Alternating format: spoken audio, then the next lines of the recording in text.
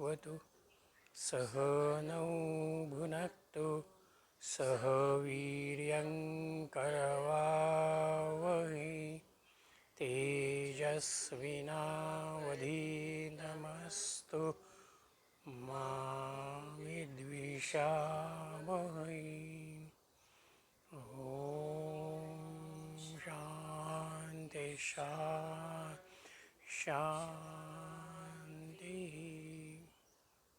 हरि ओम श्री गुरुभ्यो नमः।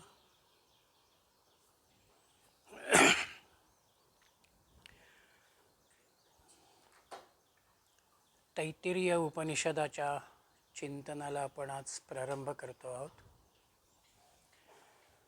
कृष्ण यजुर्वेदाच्या अंतर्गत तैत्तिरीय अरण्यक या भागामध्ये या उपनिषदाचा विषय आलेला आहे.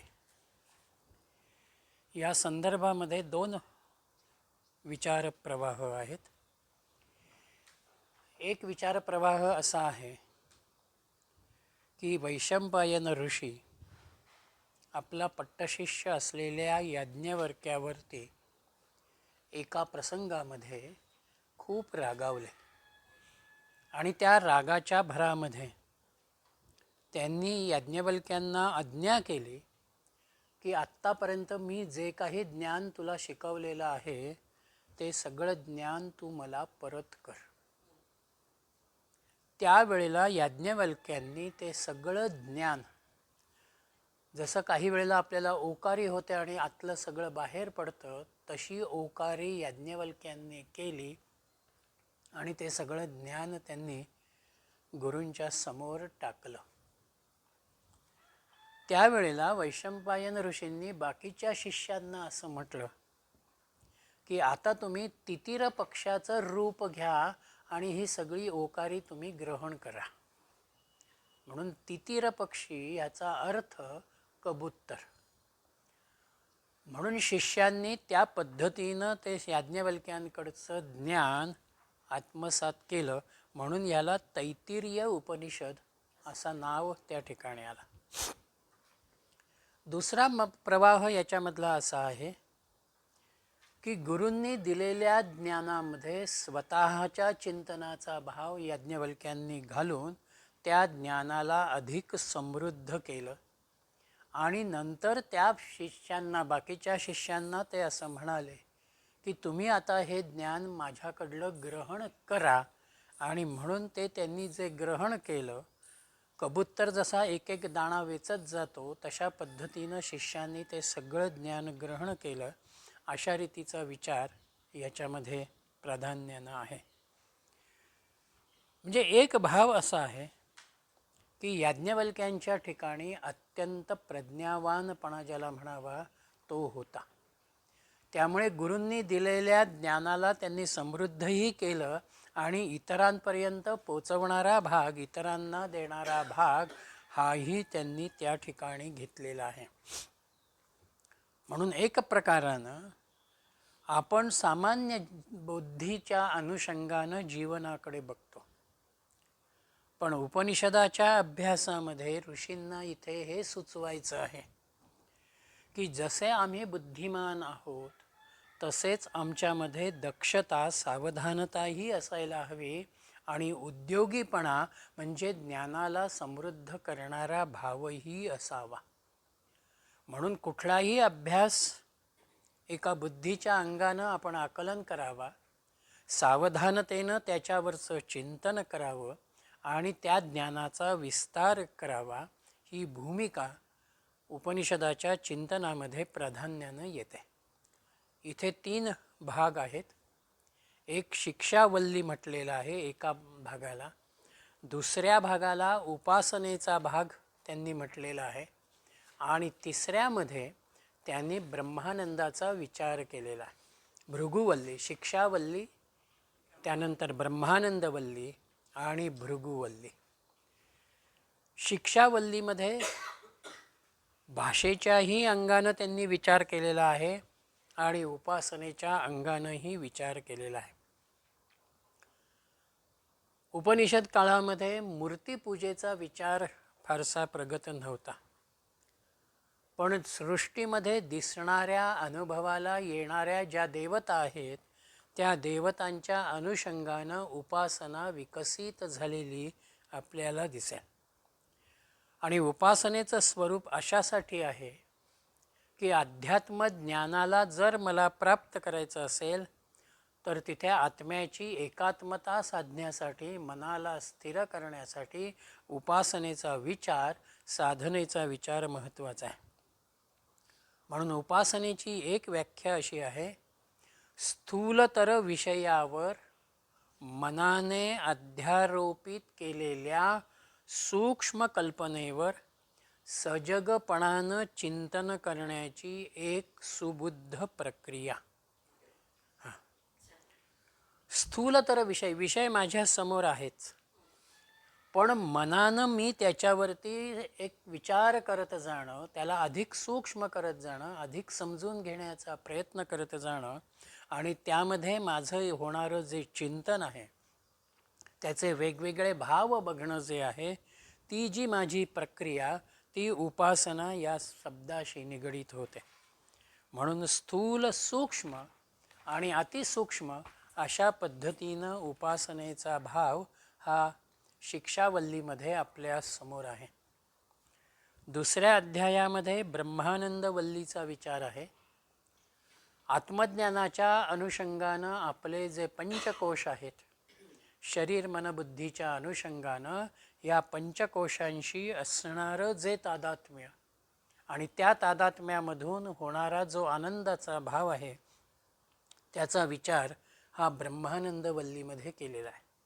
आणि म्हणून तिथे आपल्याला आनंदाचा विचार करत असताना एका मनुष्य आनंदापासून थेट ब्रह्मानंदाच्या अनुभवापर्यंत कसे टप्पे आहेत त्याचा विचार आपल्या समोर येतो. आणि तिसरा अध्याय, ज्याला भृगुवल्ली असं म्हटलेलं आहे, तिथे सत्यस्वरूपाची आम्हाला होणारी अपरोक्षानुभूती, आम्ही त्या सत्यस्वरूपाला, त्या परमात्म तत्वाला जाणावं अशा रीतीचा जो भाव आहे, तो भाव त्या ठिकाणी आहे.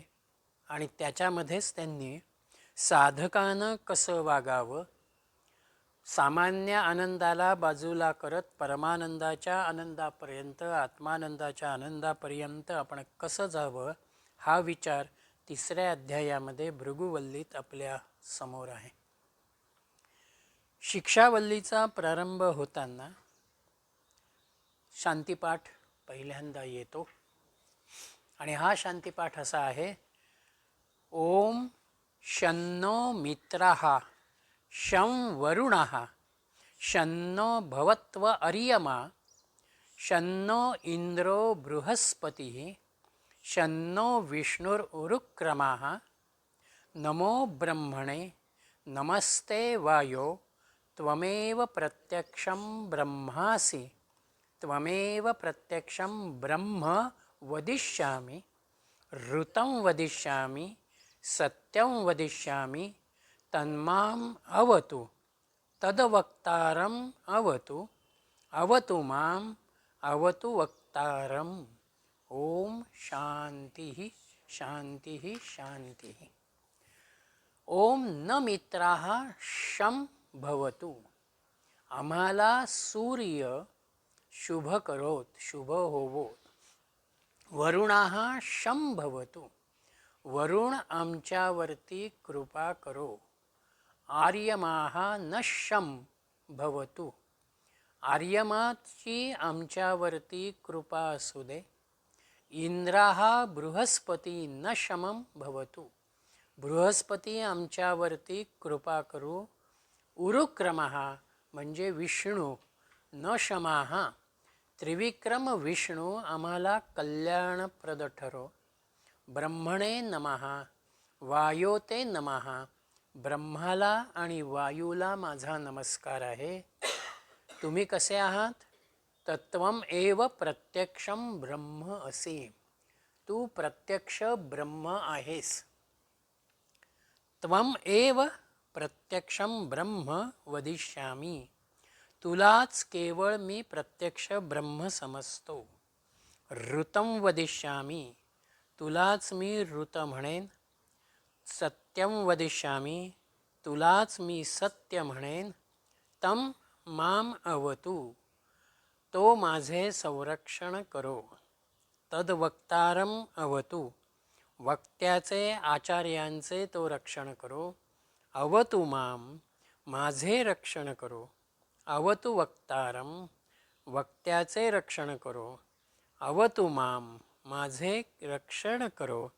वक्त्याचे आचार्यांचे रक्षण करो. द्विरुक्ती ज्याला म्हणतात, पुन्हा पुन्हा तो विचार मांडणारा भाव हा या ठिकाणी आहे. त्या काळामध्ये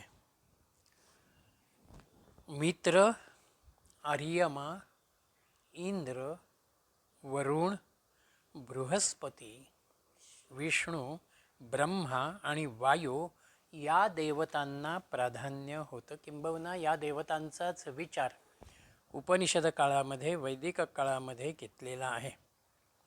आणि ती घेत असताना एकच परमात्म शक्ती या देवतांच्या रूपानं कार्यरत आहे, तिनं विविध रूप धारण केलेली आहेत, अशा रीतीचा भाव या देवतांच्या संदर्भामध्ये आहे. मित्र म्हणजे सूर्य, की जो दिवसाचं रक्षण करणारा आहे, प्रकाश देणारा आहे, प्राणशक्तीशी त्याचा संबंध आहे. वरुण म्हणजे अपान वायूचा विचार आणि रात्रीच्या नियमनाचा भाग हा वरुणाशी निगडीत आहे. वरुण त्या वायुतत्वामधून आपल्या शरीरामध्ये, देहामध्ये, विश्वात कार्यरत आहे. आर्यमा ही सूर्य आणि नेत्र यांची अधिष्ठात्री देवता आहे. नेत्रांना जे कार्य करण्याचं सामर्थ्य आहे ते आर्यमाच्या रूपानं त्या ठिकाणी येतं. इंद्र हा पराक्रमाचं द्योतक आहे, म्हणून शारीरिक सामर्थ्य असेल, बाहूंचा विचार असेल, त्या अनुषंगानं इंद्र ही देवता आहे. बृहस्पती ही बुद्धिमत्तेशी, ज्ञानाशी निगडीत आहे. विष्णू हा व्यापक स्वरूपामध्ये आणि पायाची देवता या अनुषंगानं आहे. हां, बुद्धी, बृहस्पती बुद्धी, ज्ञान. विष्णू व्यापक, विस्तार किंवा विशालता, पायाची देवता, आधार ज्याला म्हणता येईल त्या अनुषंगानं. पायाचे पाय, शरीराचं सगळं वजन पायावरती आहे ना. पायाच्या आधाराशिवाय शरीर कार्य नाही करू शकणार. या विश्वाच्या व्यापकतेचा विचार, आधाराचा देवता म्हणून तो विष्णूचा विचार आहे.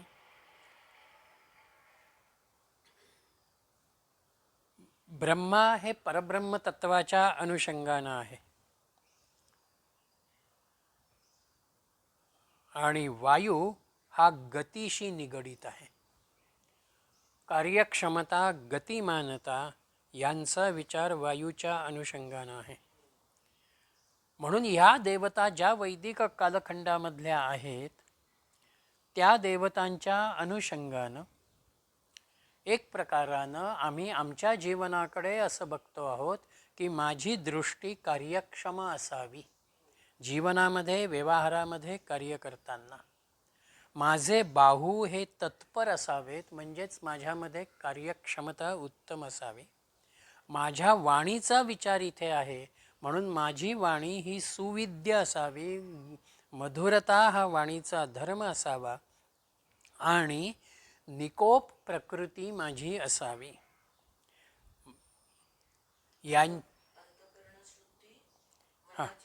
मनाची शुद्धी, प्रज्ञा.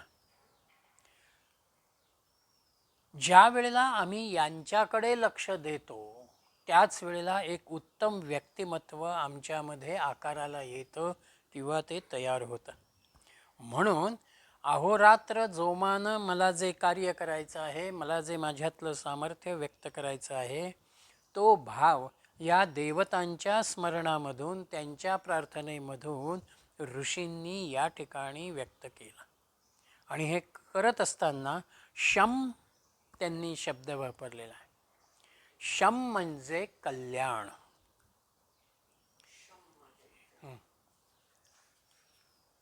ओम शन्नो मित्राः शन्नो भवत्य शन्नो इंद्रो. शम म्हणजे कल्याण. माझं कल्याण व्हावं. इथे मला सुख मिळावं असं म्हटलेलं नाही. कल्याणामध्ये सर्वांगीण उन्नतीचा, सर्वांगीण विकासाचा, समाधानाकडे नेणारा, तृप्ततेकडे नेणारा भाव आहे. सुख म्हटलं तर ते वस्तूशी, व्यक्तीशी, परिस्थितीशी निगडीत होईल आणि त्याला मर्यादा येते. म्हणून कृपा, कल्याण म्हणजे कृपा. आणि आपल्याकडे एक सूत्र आहे, शरीरम आद्यम खलु धर्म साधनम. मला जो धर्म साधायचा आहे, मला जे कार्य करायचं आहे, त्याच्यासाठी माझं शरीर व्यवस्थित असणं महत्त्वाचं आहे. म्हणून इथे ह्या शरीराला अनुलक्षून या देवतांचा असलेला विचार हा या अनुषंगानं आहे. आणि म्हणून त्या परमात्म तत्वाला हाक मारताना नमो ब्रह्मणे असा विचार ऋषींनी इथे घेतला. नमो ब्रह्मणेमध्ये त्यांनी त्या परमात्म तत्वाला, त्या ब्रह्मतत्वाला एक प्रकारानं हाक मारली, त्याला आवाहित केलं. आणि पुढे नमस्ते वायू म्हटलेला आहे. विश्वाचा असलेला पसारा आणि त्यातली असलेली जीवरूपानं माझी अभिव्यक्ती यांचा समन्वय त्या वायूनं, त्या गतीनं साधावा, ही भावना याच्यामध्ये आहे. या दृष्टीनं मी काय करायला हवं आहे, तर तिथे ऋतम आणि सत्यम हे दोन शब्द पुढे आले. शास्त्राचा निश्चयात्मक अर्थ सांगण्याची जी प्रक्रिया, त्याला ऋत म्हटलेलं आहे. निश्चयात्मक अर्थ सांगण्याची प्रक्रिया ते ऋत. म्हणून तिथे कृतीचा भाग आहे आणि कृती धर्म आम्हाला दाखवतो. म्हणून माझा धर्म जो आहे, हा माझा धर्म कसा असायला हवा आहे, सत्यम वदिष्यामी. सत्याशी माझा धर्म निगडीत असायला हवा आहे. सत्याची अनुभूती माझ्या जीवनामध्ये अत्यंत महत्त्वाची आहे. आणि तत्माम अवतु. परमात्म तत्व आम्हा दोघांचं रक्षण करो. गुरुचंही रक्षण करो आणि गुरुचं रक्षण झालं की गुरु शिष्याला सांभाळतील आणि शिष्याचंही रक्षण होईल. आणि त्याचबरोबर गुरु शिष्य हा जसा भाव आहे तसाच वक्तारम हा शब्द वापरत सांगणारा आणि कार्य करणारा, ऐकणारा, श्रवण करणारा, या अनुषंगानं वक्ता आणि श्रोता ही भूमिका त्या ठिकाणी आहे. हा शांतीपाठाचा विचार आहे. पुढे नेहमीप्रमाणेच तीनदा ओम शांतीचा विचार येतो की जिथे आम्ही त्रिविध तापातून शांत व्हावं, ही भूमिका त्याच्यामध्ये आहे. पुढला अनुवाक तिथे येतो शिक्षावल्लीच्या अनुषंगानं. ओम शिक्षां व्याख्यासामः वर्णाः स्वराः मात्रा बलं सामसंतानः इत्युक्तः शिक्षाध्यायाः.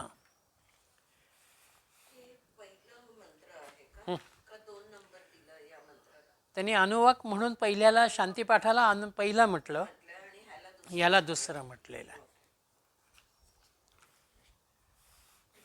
ओम शिक्षाम व्याख्यासामः.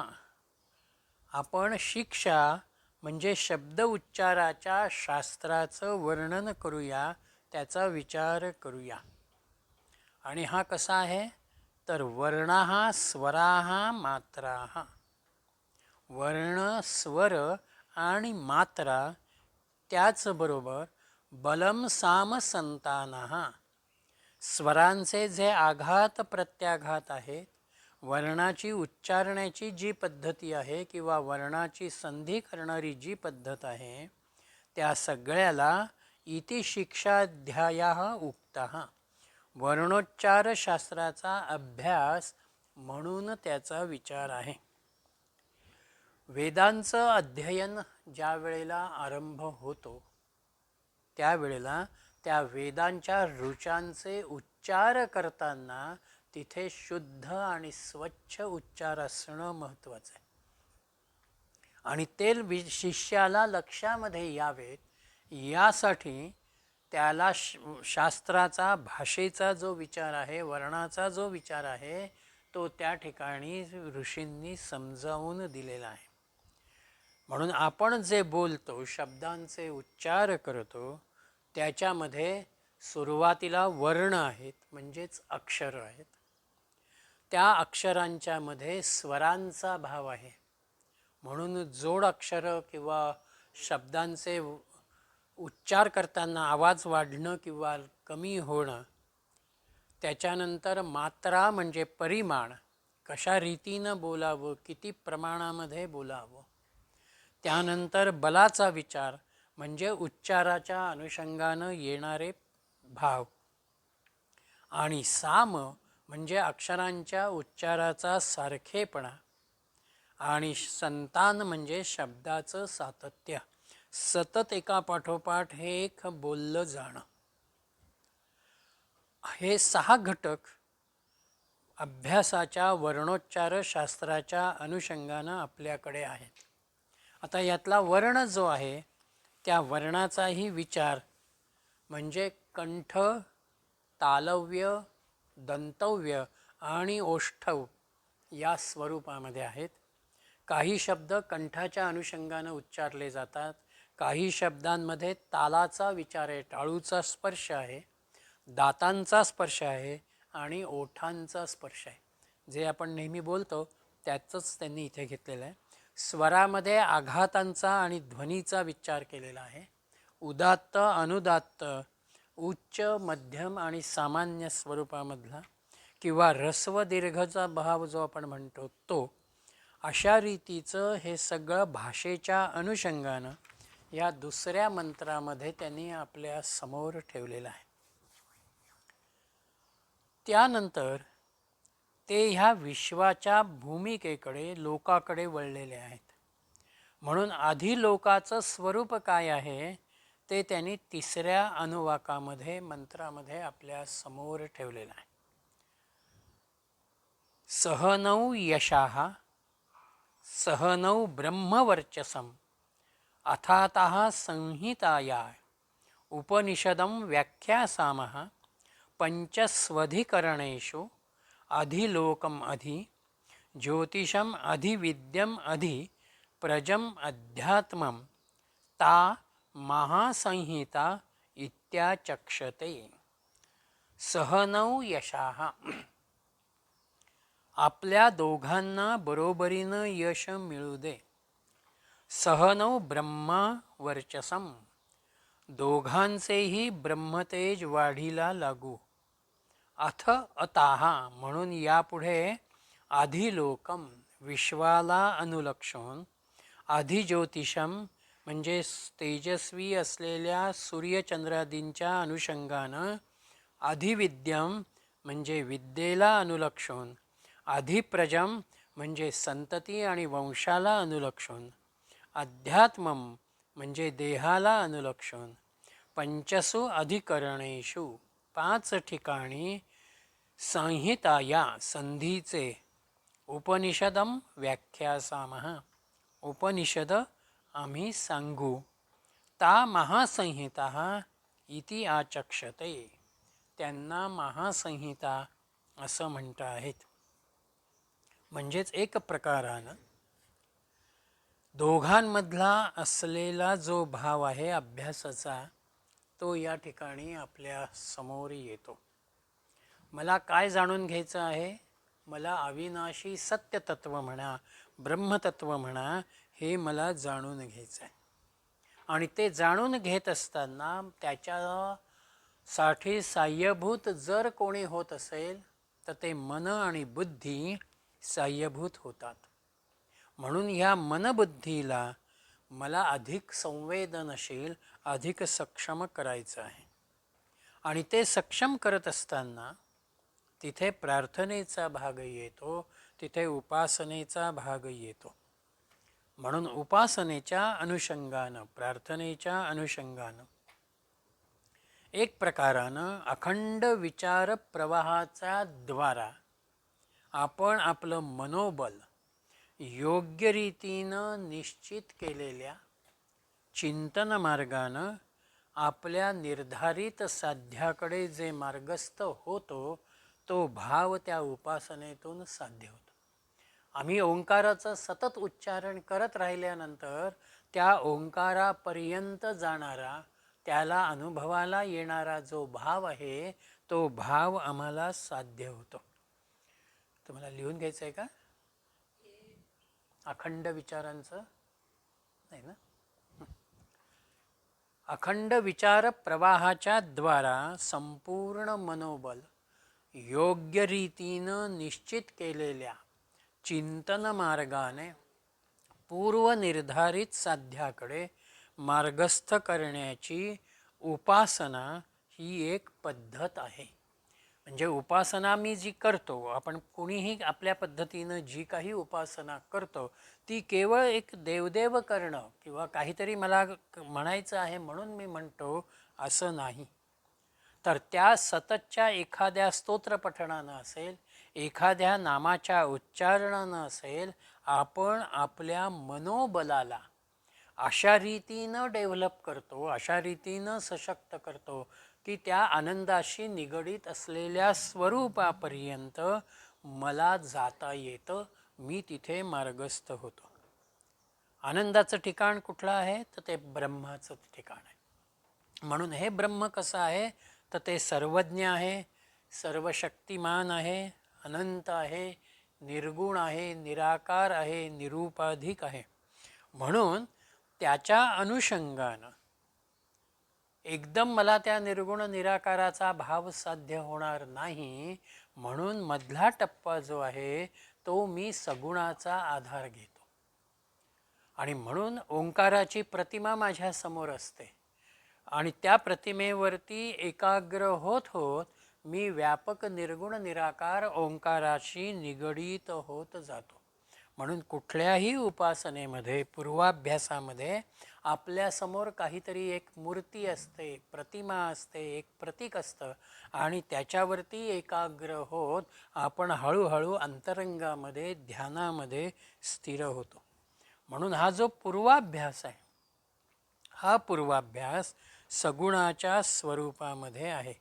आणि सगुणामध्ये आपल्याकडल्या शास्त्रानं म्हणा, संस्कृतीनं म्हणा, एक प्रकारचं स्वातंत्र्य आम्हाला दिलेलं आहे. एकाच प्रतीकावरती तुम्ही एकाग्र व्हा असं कुठेही म्हटलेलं नाही. मला जिथे आनंद निर्माण होतो आहे, ज्याच्याजवळ गेल्यानं मला आनंद वाटतो आहे, असं कोणतंही सगुणाचं रूप, प्रतीक मी माझ्या उपासनेच्या अनुषंगानं घ्यावं. आणि उपासनेचा दुसरा एक भाग असा आहे की एकदा उपासनेच्या साठी स्वतःला आपण तयार करायला लागलो की आपण त्याच एका चौकटीमध्ये, त्याच एका सर्कलमध्ये राहतो. खुंटाला गाय बांधलेली आहे, स्वाभाविकपणानं तिची दोरी जेवढी लांब असेल तेवढ्याच ह्याच्यामध्ये ती फिरत राहते. तसं उपासनेमधून आम्ही आमच्या मनाला अशा रीतीनं नियंत्रित करतो की तो फारसा बाहेर जाणार नाही आणि त्या उपासनेमधल्या तत्वाशी तो स्वतः कुठेतरी जोडला जाईल. म्हणून उपासना ही आपल्यामध्ये एक प्रकारचा प्रेमाचा भाव निर्माण करते, भक्तीचा भाव ती त्या ठिकाणी निर्माण करते. आणि म्हणून इथे त्यांनी पंचस्विध करणेषु ज्ञानाचे त्यांनी 5 विभाग लक्षामध्ये घेतले. पहिल्यांदा त्यांनी अधिलोक म्हटलं, म्हणजे जगाच्या अनुषंगानं येणारा विचार, माझ्या दृश्य विश्व समोर असलेल्या दृश्य विश्वाला अनुलक्षून असलेला विचार, युनिवर्स. अधिज्योतिष म्हणजे ज्योती याचा अर्थ प्रकाश, म्हणून प्रकाशाच्या अनुषंगानं येणारं ज्ञान. अधिविद्यम समग्र वस्तुमात्राचं असणारं ज्ञान. अधिप्रजम म्हणजे संतती, परिवार. आणि अध्यात्मम म्हणजे स्वतःच्या अनुषंगानं, आत्म्याच्या अनुषंगानं असणारं ज्ञान. आणि ह्या सगळ्यांमधून काय साधायचं आहे? सहनौ ब्रह्मवर्चसम, ब्रह्मतेजाचा अनंताचा जो संकेत आहे त्या ब्रह्मस्वरूपाला मला प्राप्त करायचं आहे. मग आता त्याच्यात त्यांनी एकेका ह्या 5ही लोकांच्या अनुषंगानं एकेका लोकाचं स्वरूप आपल्या समोर दिला. म्हणून पुढच्या मंत्रामध्ये अधिलोकाचा विचार त्यांनी केलेला आहे. अथाधिलोकम, हो त्याच अनुवाका, तिसऱ्या अनुवाकातला दुसरा मंत्र. अथाधिलोकम पृथ्वी पूर्वरूपम, द्यौ उत्तररूपम, आकाशः संधिः, वायुः संधानम इत्यादी लोकम. विश्व कसं आहे? तर विश्व हे पृथ्वी हा तिचा पूर्व रूप आहे, स्वर्ग हा उत्तर रूप आहे, आकाश ही त्या दोघांना जोडणारी संधी आहे, आणि वायू ह्या सगळ्यांचा संयोजक आहे. पृथ्वी पूर्वरूप, द्यौ म्हणजे स्वर्गलोक हा उत्तर रूप, आकाश ही संधी,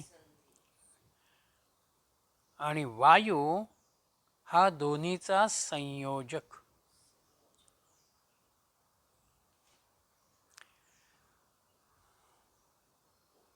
म्हणजे पृथ्वी एक टोक झालं, द्युलोक स्वर्गलोक हा दुसरा भाग झाला, आणि यांना जोडणारा जर कोणी असेल तर तो आकाश आहे, आकाशतत्व आहे. आणि हे आकाशतत्व पोकळीशी निगडीत, म्हणून तिथे वायूचा विचार आला. म्हणजेच आपल्यामध्ये असलेलं स्थूल शरीर जे आहे ते आपल्यामधलं पूर्वरूप आहे. आणि या स्थूल शरीरालाच अनुलक्षण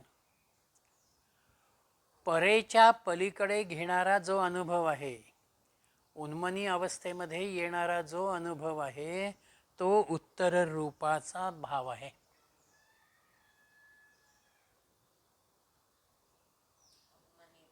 उन्मनी भाव. आता देह आहे, त्या देहामध्ये पोकळी आहे, म्हणजेच आकाश आलं.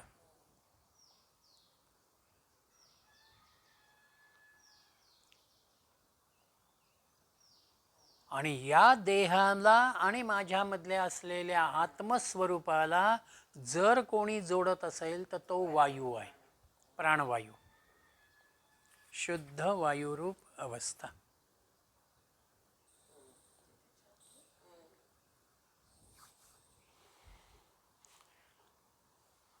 पुढचा तिसरा मंत्र हा ज्योतिषी निगडीत होतो. अथाधि ज्योतिषम अग्निः पूर्वरूपम, आदित्य उत्तररूपम, आपः संधिः, वैद्युतः संधानम इत्यादी ज्योतिषम. अधिज्योतिषम म्हणजे ज्योतीच्या अनुषंगानं, प्रकाशाच्या अनुषंगानं असलेला विचार. त्याच्यामध्ये अग्नी कसा आहे? अग्नी पूर्वरूप आहे, आदित्य उत्तर रूप आहे. पाणी जे आहे, आप हा संधी, पाणी हे जोडणारं मध्यम रूप आहे. आणि वैद्युत संधानम, आणि वीज जी आहे ती या दोघांना जोडणारा भाव आहे, त्या दोघांशी असलेला संबंध आहे.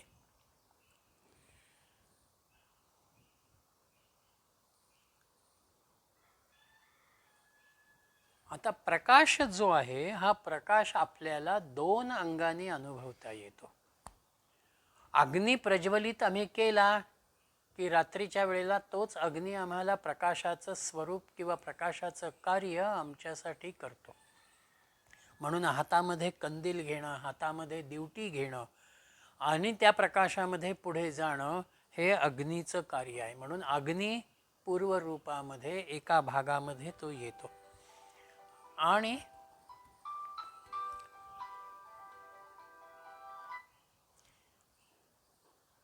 आणि सूर्य जो आहे, हा सूर्य दिवसभरामध्ये प्रकाश देण्याचं विश्वाला कार्य करतो.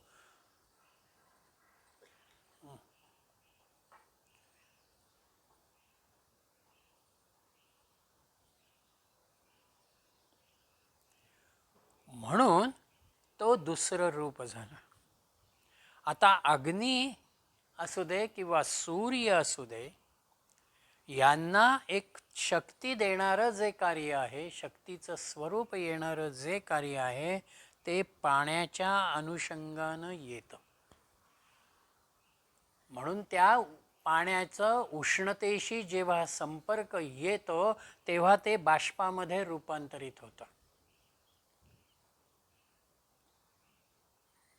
वाफेमध्ये त्याचं रूपांतर होतं.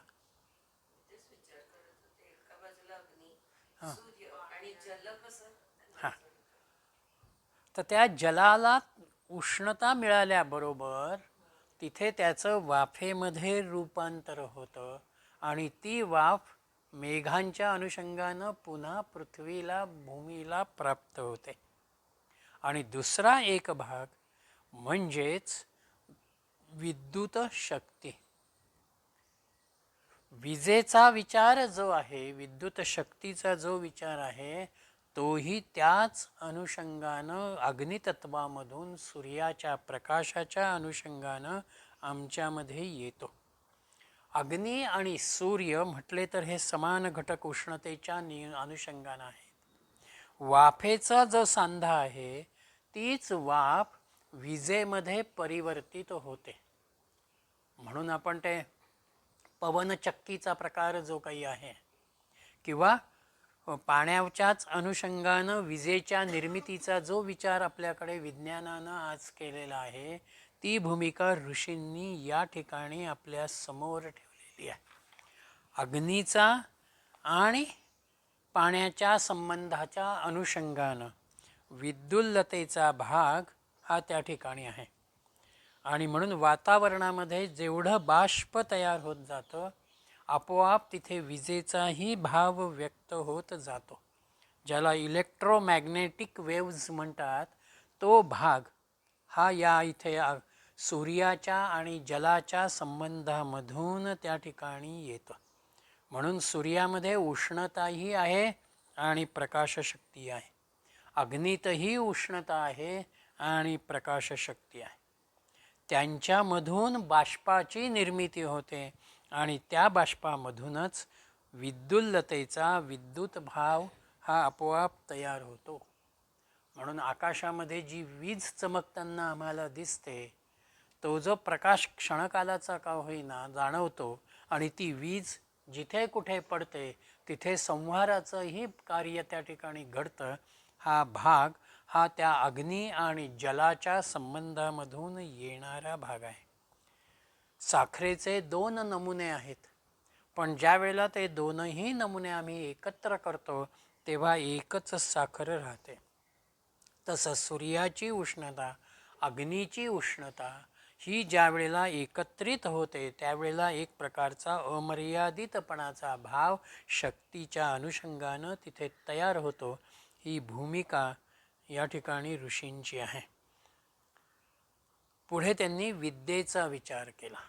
त्याच्याआधी सर शरीरामध्ये जर आपण विचार केला हां, तर आपलं शरीराचं सगळं विद्युत लहरीमुळेच कार्य आहे, चालतं. उष्णता आपली आहेच. नर्वस सिस्टम आणि आपलं ब्रेन हो हे प्युअर इलेक्ट्रिकल एनर्जीवर चालतं हो, आणि शरीराच्या आत पण इलेक्ट्रोमॅग्नेटिक मॅग्नेटिक आहेच. ती शरीरात उष्णता पण आहे आणि शरीरात जल पण आहे. आहे.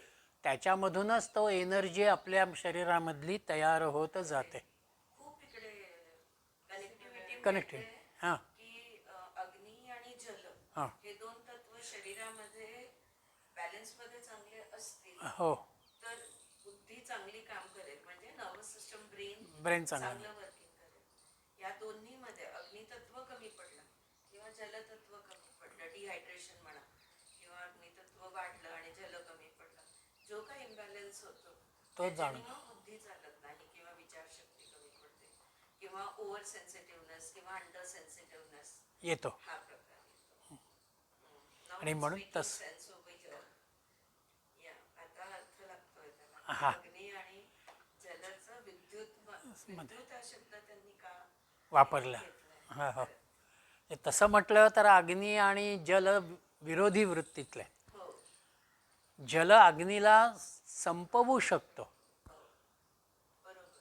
पण तरीसुद्धा त्याचं कनेक्शन ज्या वेळेला योग्य रीतीनं तयार होतं त्यावेळेला ते कार्यरत होतं, शक्तीशी ऊर्जेशी कुठेतरी ते क्रिएट होत जातं. आणि ते विद्युतचा आपल्याला रेफरन्स आलेला केनोमध्ये केनोमध्ये केनोमध्ये. केनो उपनिषदमध्ये जिथे ती जे येते हो म्हणजे ह्यांना इंद्रला हो, दिसते हिमवती, हेमावती. तर एक विद्युत प्रकाशाचाच भाव त्याला अनुभवतो तो. येऊन जातं, म्हणजे लाइटनिंग मोमेंट आपण म्हणतो ना, ती तिथे जाणवते. आपला पण एनलाइटनमेंटच आहे.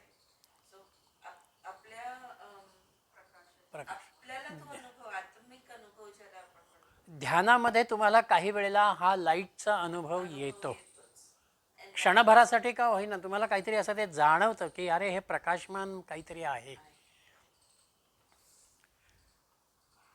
पुढचा मंत्र विद्येच्या अनुषंगानं आहे.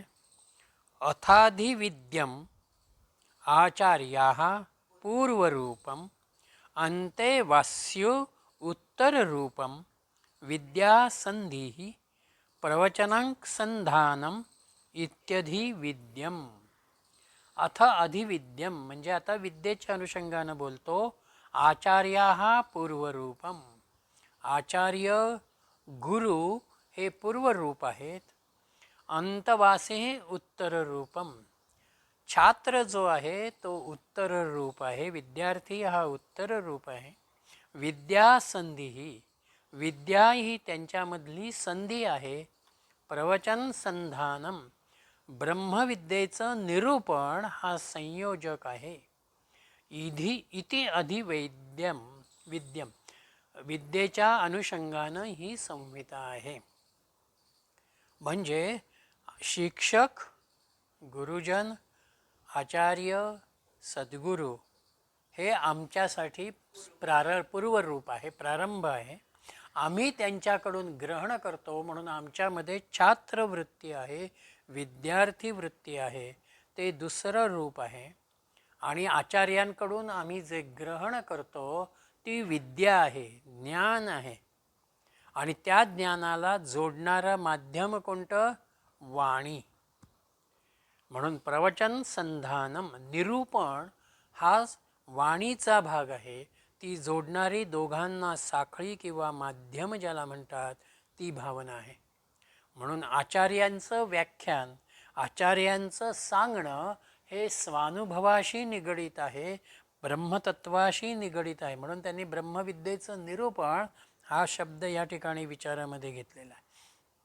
आणि शिष्य जो आहे हा शिष्य मुमुक्षु वृत्तीवरती आहे, जाणून घेण्याच्या भूमिकेवरती आहे. आणि पुढचा लोक प्रजेशी निगडित होतो. अथाधिप्रजम माता पूर्वरूपम पिता उत्तररूपम प्रजा संधि प्रजनं संधानम इत्यधि प्रजम. आता प्रजेच्या अनुषंगानं मी सांगतो, माता हे पूर्वरूप, पिता हे उत्तररूप, त्या दोघांमधून निर्माण होणारी जी संधी आहे, प्रजा आहे, ती म्हणजे आपली संतती.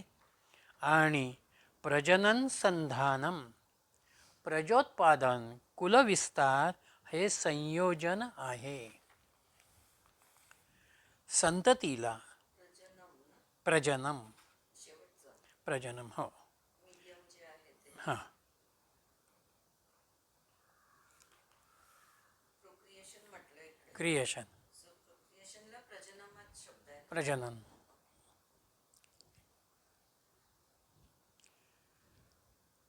संतती निर्माण होण्यासाठी माते आणि पिता दोघांची आवश्यकता आहे.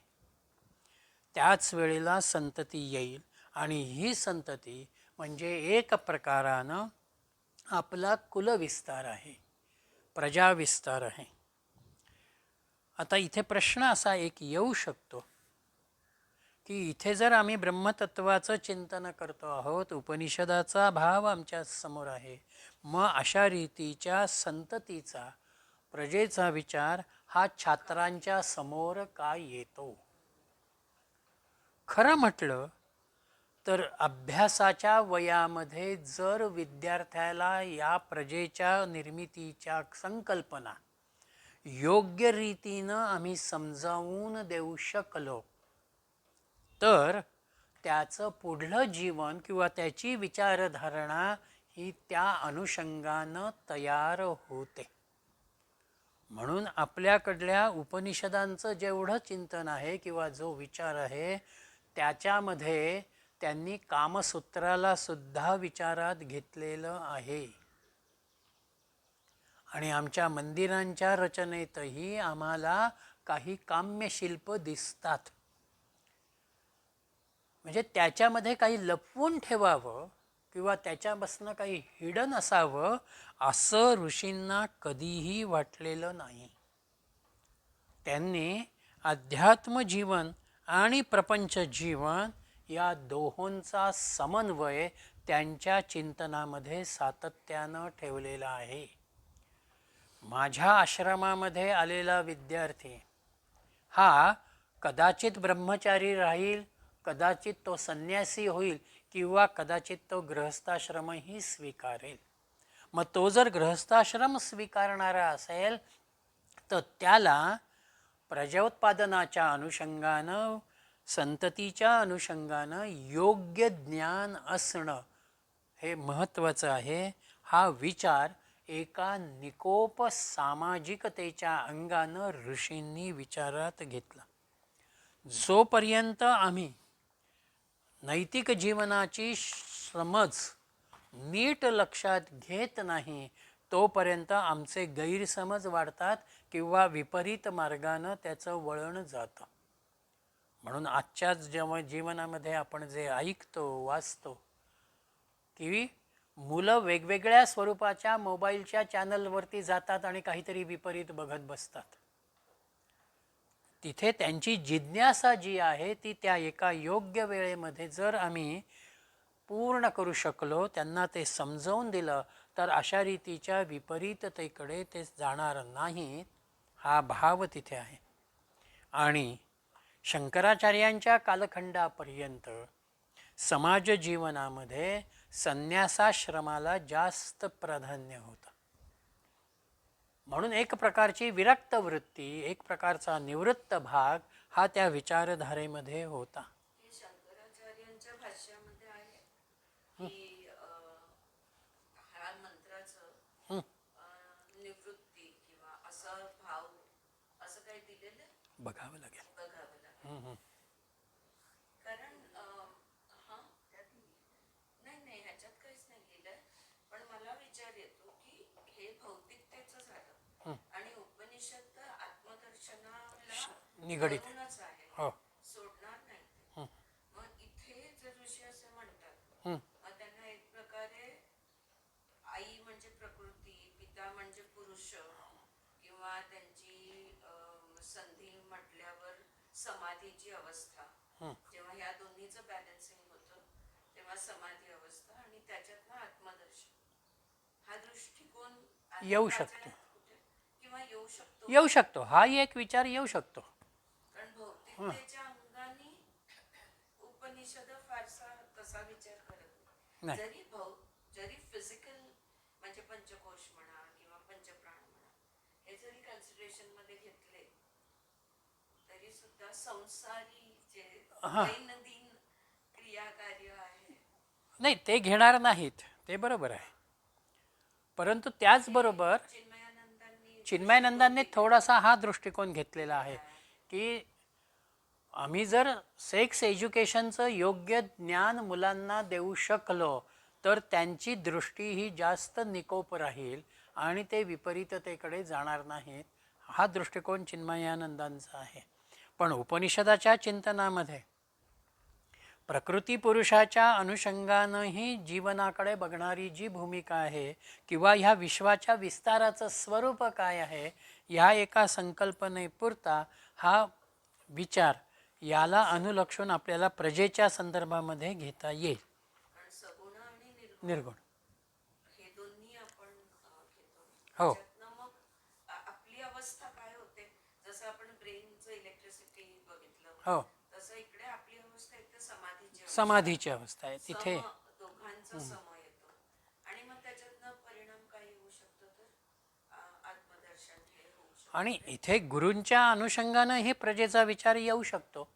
ज्ञानाला पुढे विस्तारित करणं, एक्झॅक्टली. हां, तोही एक भाव इथे येऊ शकतो. गुरु हा पिता होतो, शिष्य ही मातेच्या स्वरूपामध्ये ग्रहण करण्याच्या स्वरूपामध्ये आणि त्यांच्यामधून असलेली ज्ञानपरंपरा आत्तापर्यंत जी आलेली आहे ती पुढे नेण्याच्या अनुषंगानं असलेला विस्तार, शिष्यानं नवीन शिष्य तयार करणं, हा भाव या नाव इज मेकिंग टोटल सेन्स. हा त्याच्यामध्ये तो येतो. आणि 6व्या मंत्रामध्ये अध्यात्माचा आत्मविषयक संहितेचा विचार आहे. अथ अध्यात्मम अधरा हनुः पूर्वरूपम उत्तरा हनु उत्तररूपम वाक्संधिः जिह्वासंधानम इत्यत अध्यात्मम. आता आत्म्याच्या अनुषंगानं मी सांगतो आहे. त्याच्यामध्ये अधरा हनु पूर्वरूपम, खालचा जबडा हनुवटी हे पूर्वरूप आहे.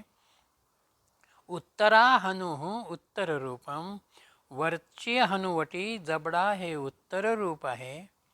वाक्संधी या दोघांच्या संबंधातून वाणी तयार होते आणि ही वाणी जिह्वासंधानम जिभेच्या संयोजनामधून व्यक्त होते म्हणून तिला आत्मविषयक संहिता इति अध्यात्मम असं म्हटलेलं आहे. इथे स्वतःचा विचार हा ऋषींनी आपल्या समोर ठेवलेला आहे. मी कसं असायला हवं आहे आणि मी जो व्यक्त होतो तो वाणीच्या अनुषंगानं व्यक्त होतो. म्हणून वाणी जी आहे ही वाणी माझी अधिक चांगली कशी असेल, त्या वाणीला मधुरतेचा स्पर्श कसा असेल, हा भाव या ठिकाणी अध्यात्माच्या अनुषंगानं आत्मतत्वाच्या अनुषंगानं ऋषींनी मांडलेला आहे. जेवढे आमचे शब्दोच्चार, जेवढं आमचं बोलणं हे योग्य असेल, अचूक असेल, संयमित असेल तेवढा त्याचा परिणाम अधिक चांगल्या रीतीनं होतो. आणि म्हणून त्याचा समारोप त्यांनी 7व्या मंत्रामध्ये पुढे केलेला आहे.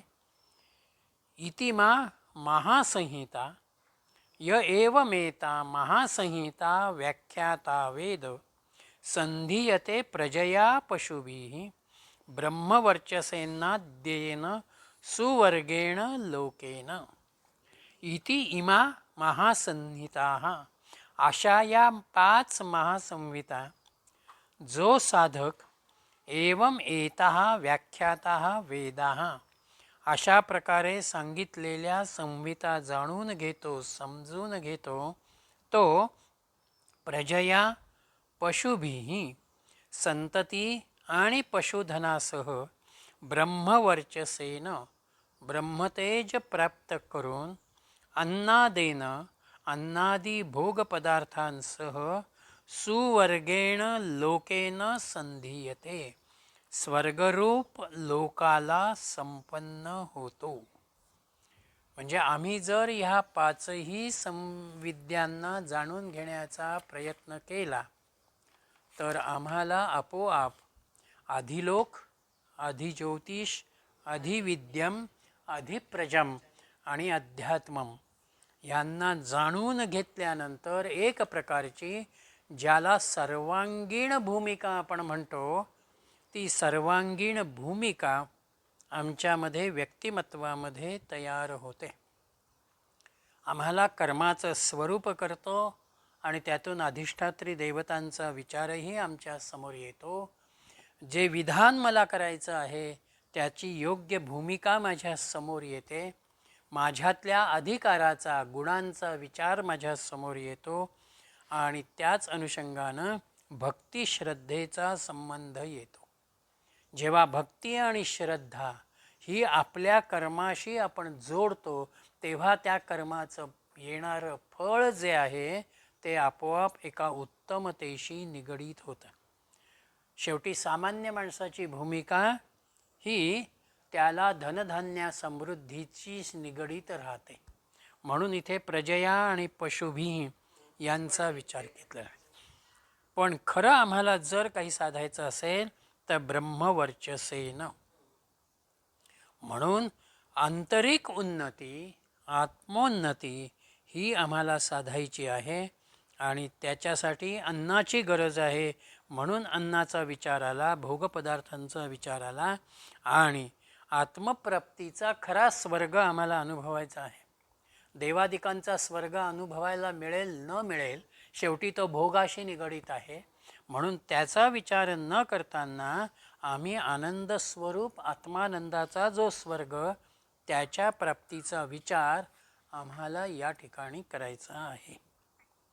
हा विचार या तिसऱ्या मंत्रामध्ये त्यांनी 5 लोकांच्या अनुषंगानं, 5 टप्प्यांच्या अनुषंगानं आपल्या समोर ठेवलेला आहे. आणि हे जे ध्यान करायचे आहेत किंवा उपासना ध्यान ध्यान उपासना ज्याला म्हणतात ते या 5 विषयावर केल्याने हां असं एक एक एक एक ज्ञान प्रकाश ज्ञान हे जे 5 ते समजून घेतले की आम्हाला सृष्टी समजली, समजते. विश्व समजलं. त्या विश्वाचा कर्ता कोण आहे इथपर्यंत आपण येतो आणि म्हणून त्या कर्त्याशी आपण निगडीत होतो.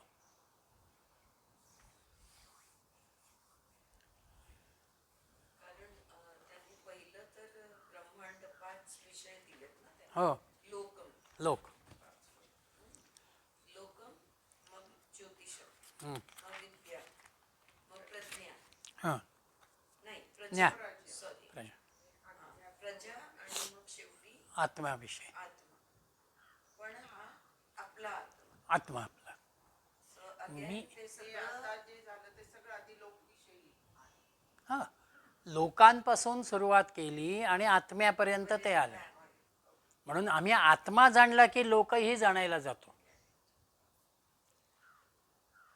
मी मला जाणलं की माझी दृष्टी व्यापक होणार आहे. पण इथे लोक म्हणजे परब्रह्म परमात्मा नाही, व्यापक विश्व, दिसणारं दृश्य.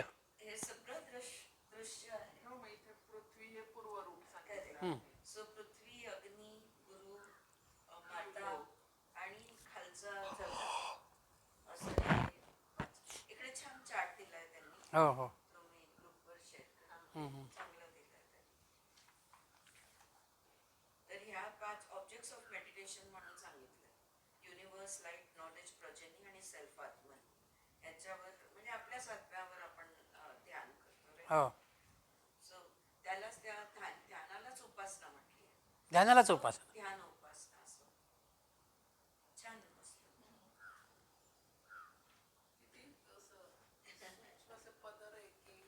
एक एक हे होतात.